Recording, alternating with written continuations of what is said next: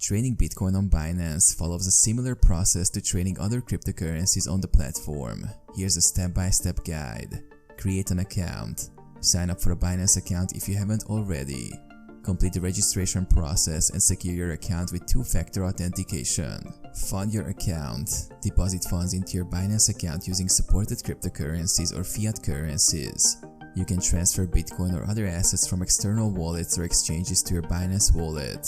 Navigate to the trading interface. Once your account is funded, navigate to the trade section on the Binance platform and select the Bitcoin trading pair you want to trade.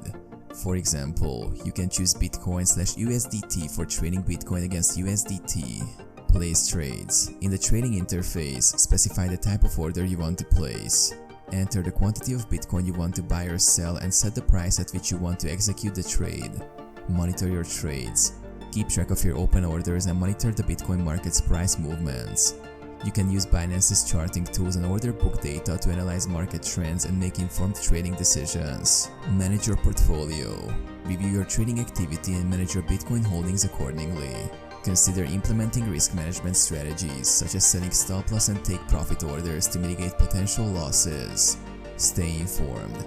Stay updated on Bitcoin news, market trends, and developments that could impact its price.